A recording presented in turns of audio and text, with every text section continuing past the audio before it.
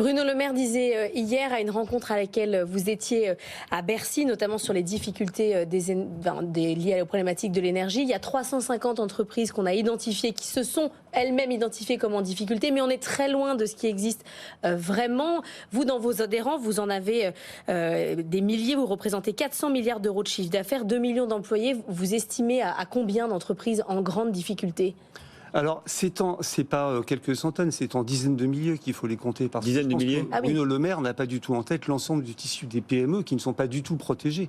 Moi, je suis appelé tous les jours par des PME qui ne savent plus quoi faire parce que notre président de la République leur a dit patientez, vous savez, il y a quelques semaines, patientez, négocier, reporter, voilà, ne signez pas. Le marché va se calmer, il va peut-être pas se passer quelque chose, ne signez pas. Il faut avoir en tête que nous, on a une contrainte qui est le 31 octobre. C'est pas nous qui l'avons inventé, c'est parce que, vous savez, il y a un dispositif en France qui s'appelle l'AREN, qui permet d'avoir accès à un tarif, mais sur une partie seulement de notre électricité, notamment grâce au coût bas de production de l'électricité nucléaire. Voilà, mais pour bénéficier de cette arène l'année prochaine, en 2023, il faut que nos contrats soient signés avant le 31 octobre, dans le cas des PME.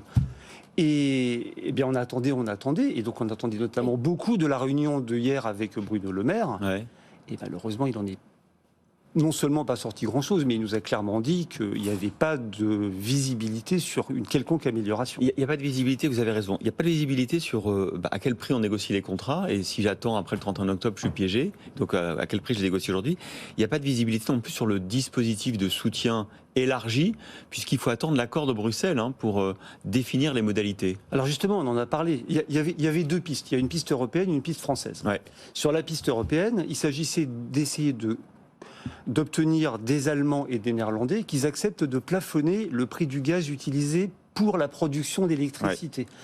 Je ne vais pas entrer dans le détail. Mais les fameux 180 euros, quoi, peut-être, à peu près. C'est encore un peu différent, mais ça avait pour effet de faire baisser les prix du marché. Et ça, Bruno Le Maire nous a dit hier, les Allemands et les Néerlandais ne sont pas d'accord. Ah oui. Alors, moi, je me pose la question de la solidarité dans ce cas-là, parce que, voilà...